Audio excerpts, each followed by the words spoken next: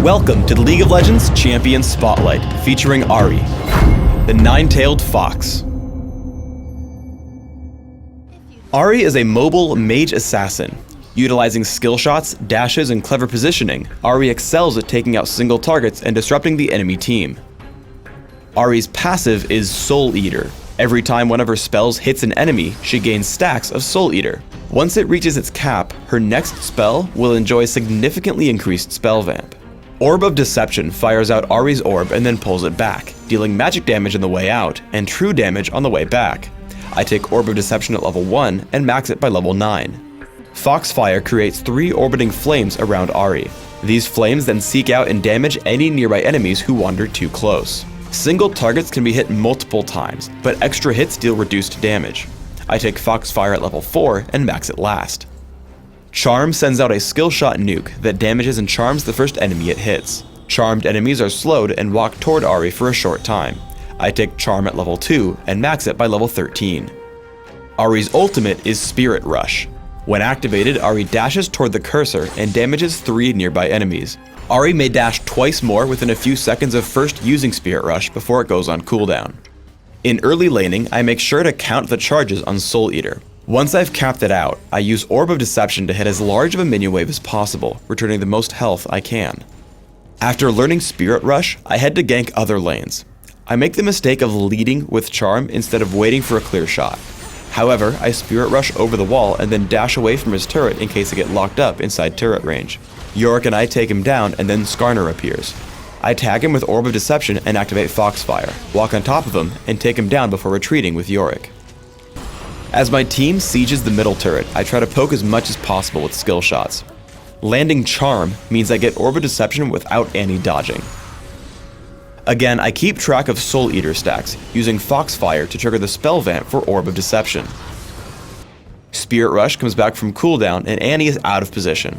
I activate Foxfire, Spirit Rush over, fire off Charm, and then immediately Orb of Deception. I use my 2 remaining charges of Spirit Rush to escape Singed.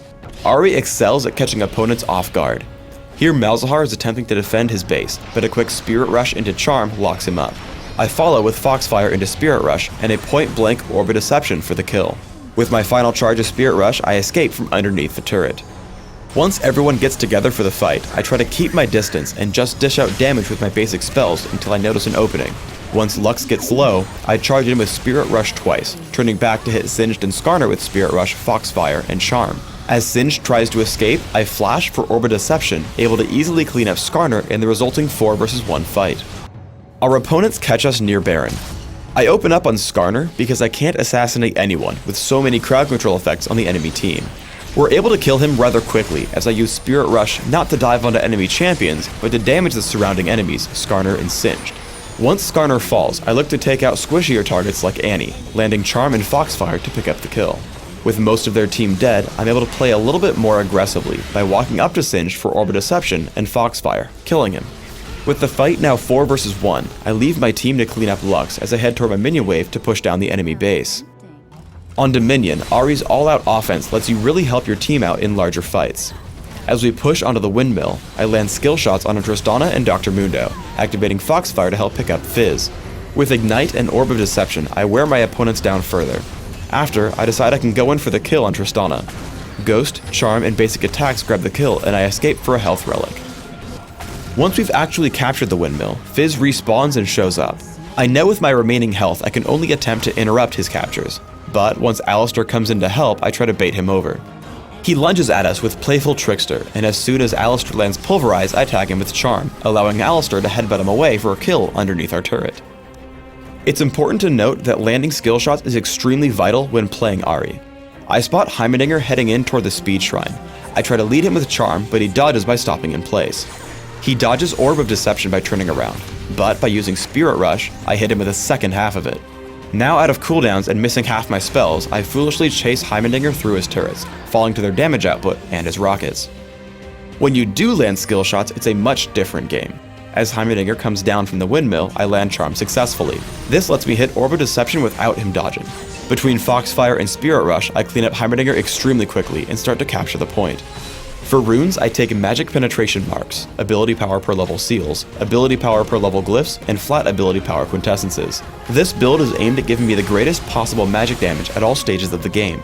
My masteries are 2109, taking all the magic damage and ability power increasing masteries in offense, while taking bonus mana, mana regeneration, and increased neutral buff duration in utility. I take Ignite and Flash for summoner spells in Classic, subbing out Flash for Ghost in Dominion. In either case, I master all my summoner spells in their respective trees. In Classic, I open up with a Sapphire Crystal and 2 health potions. I upgrade quickly to Catalyst the Protector and grab Boots of Speed before upgrading further to Rod of Ages and Sorcerer's Shoes. I then start major ability power purchases through Ravenant's Deathcap, Will of the Ancients, and if required, Void Staff. I then buy a Lichbane and consider selling Rod of Ages for Rylet's Crystal Scepter. In Dominion, I take a similar build, but open with Prospector's Ring and Boots of Speed while skipping the Rod of Ages. I follow the same path as before, taking Rabadon's Deathcap, Will of the Ancients, and seeing if I need Void Staff to combat my opponent's magic resist. Like in Classic, I also take Lichbane and Rylet's Crystal Scepter. Thanks for tuning in to the Ahri Champion Spotlight. Please subscribe to the Riot Games YouTube channel above, and don't forget to thumbs us up just below the video.